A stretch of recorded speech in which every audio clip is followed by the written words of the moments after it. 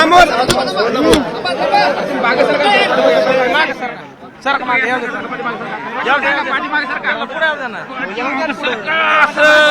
बुम धरू द्या.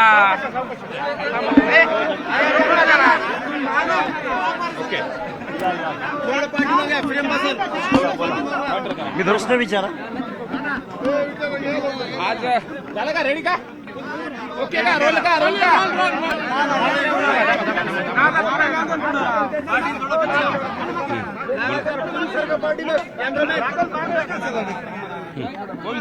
हा झालंय. ओके रोल आहे का? आजची जी काही या ठिकाणी रस्ता रोको केला, ठिय्या मांडला, कोणत्या प्रमुख मागणीसाठी मांडला आणि या संदर्भात प्रशासनाशी कुणाशी तुमचं बोलणं झालंय का? हे बघा, या मीडियाच्या माध्यमातून मी महाराष्ट्रातल्या गृहमंत्री पदाची जबाबदारी ज्या मुख्यमंत्री महोदयांकडे आहे त्यांना माझं सांगणं आहे की खोक्या भोसले हा हिमनगाचं टोक आहे आणि खोक्या भोसलेला जोपर्यंत अटक करत नाही तोपर्यंत या खोक्याचा जो आका आहे त्या आकाची व्याप्ती महाराष्ट्राला समजणार नाही. त्यामुळं मुख्यमंत्री महोदयांना आमचं सांगणं आहे की त्यांनी हरणांची शिकार केली किंवा पैसे सावकारी आमच्या ढाकणे पितापुत्रांना मारणं असेल, हे तर गुन्हे वरवरचे गुन्हे आहेत. परंतु या माणसाचे अनेक कारनामे या परिसरामध्ये आहेत आणि तो काम कुणासाठी करतो तर तो सुरेश धसांसाठी काम करतो असं इथल्या जनतेचं म्हणणं आहे. त्यामुळे याची निष्पक्ष चौकशी करावी आणि या माणसावरती गुन्हे दाखल करावे. Okay yes.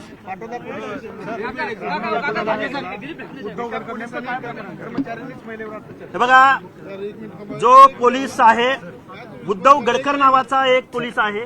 या पोलिसाने 2018 साली एका महिलेवर बलात्कार केलेला होता. त्याचा सह आरोपी प्रफुल्ल सहस्त्रबुद्धे होता.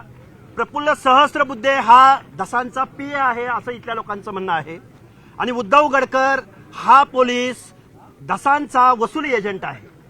परत 2018ला बलात्कार झाल्यानंतर त्याला परत पोलीस डिपार्टमेंटमध्ये आणण्याची शिफारस कुणी केली आणि परत त्याच पोलिसानं काल 8 मार्च रोजी एका महिलेवरती बलात्कार केलेला आहे आणि त्याची FIR पोलीस स्टेशनला नोंद होत नव्हती, पण या इथल्या एसपीनी त्याची नोंद करून घेतलेली आहे. मग महिला दिना दिवशी 8 मार्च या दिवशी उद्धव गडकर नावाच्या पोलिसानं जो बलात्कार केलेला आहे त्याच्या बलात्काऱ्यांना अटक कधी होणार आणि त्याला पाठीशी घालणाऱ्या माणसांना शासन त्याच्यावरती आरोप दाखल करणार का? हाके साहेब, एकीकडे कलाकारांनी हरणाचा शिकार केला होता, त्याच्यावर कारवाई झाली होती. इथं 200 हरण मारण्याचा आरोप आहे. वन विभाग नक्की करतं काय? वन विभाग एखाद्या मेंढपाळाच्या 4 मेंढ्या वनात गेल्या तर त्याला सोलून काढणारा वन विभाग 200 हरणं मारली जात असताना वन विभागाचा इथला जो कोण PI असेल, कोण अधिकारी असेल इथल्या तालुक्याचा, त्याला पहिल्यांदा सस्पेंड केलं पाहिजे आणि त्याच्यावरती आरोप केले, त्याच्यावरती गुन्हा दाखल केला पाहिजे. त्याशिवाय या 200 हरणांचा छडा लागणार नाही, त्याची चौकशी होणार नाही. पोलीस प्रशासन, वन विभाग.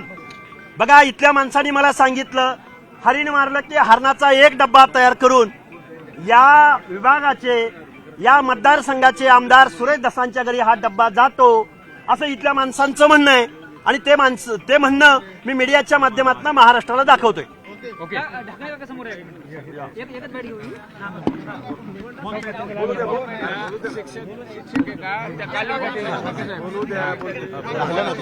आज मोर्चा झालेला आहे, मोर्चाच्या माध्यमातून मागणी देखील केली अटकेची.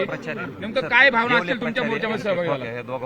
या मोर्चामध्ये सहभागी झाले त्यांचे सर्व जनतेचे एकदा सगळ्यांचे आभार आहे आणि आमची एकच मागणी आहे की आम्ही आम्हाला जी भोगायची पाळी आली, आम्हाला जे मारहाण झाली, ह्या आरोपीला कडक शासन झालं पाहिजे, अशी कुणाचीही वेळ येऊ नये याच्या खर्चाने सगळं प्रशासनाने याच्यावर चांगल्या पद्धतीने लक्ष घातलं पाहिजे आणि त्यांना कडक सगळे आरोपी जेवढे आरोपी त्या आरोपीला कडक शासन झालं पाहिजे आणि कुठेही वन्य प्राण्याची किंवा कुठल्याही अशा जंगल प्राण्याची हत्या झाली नाही पाहिजे एवढी आमची प्रशासनाकडे विनंती आहे. आणि माझी जंगलात राहतोय मी एकटी वस्ती आहे माझी, मला संरक्षण हे मिळालंच पाहिजे सगळ्या मला शासनाने माझी एवढी नम्र विनंती माझी ऐकली पाहिजे. मी रात्रीच्याला मला झोप येत नाही, त्याच्यामुळं आम्हाला तेवढं सहकार्य प्रशासनाने करावा. आमची याच्यामध्ये कुठलीही मागणी नाही, कुठलं काही नाही, फक्त आमचं कुटुंब भयभीत झालंय आणि माझ्यावर जो अन्याय झालाय या अन्यायाला कुठेतरी वाचा फुटावा आणि असे कृत्य कुणी करू नये याच्या करतानी हा जे समुदाय जमलेला आहे ते फक्त माझ्यावर अन्याय झालाय म्हणून माझ्याकडे पाहून हे सर्व तालुक्यातील जिल्ह्यातील लोक जे आलेत यांचे मी आभारी आहे. एक मुद्दा कालिका देवी या भागामध्ये कालिका देवी महाविद्यालय आहे. त्या महाविद्यालयामध्ये विद्यार्थ्यांसमोर तिथले प्रिन्सिपल असतील, तिथले शिक्षक असतील, त्या शिक्षकांसमोर 3री 4थी पास झालेला हा गुन्हेगार जो खोक्या भोसले नावानं आज देशभरामध्ये TRP घेतोय, या खोक्या भोसलेचं भाषण त्या महाविद्यालयाच्या प्राचार्यांनी, मुख्याध्यापकांनी, शिक्षकांनी ठेवलं आणि त्या खोक्यानं सतीश भोसले, खोक्या म्हणजे सतीश भोसले यानं तिथं लहान मुलांना हातपाय तोडण्याची धमकी दिलेली आहे.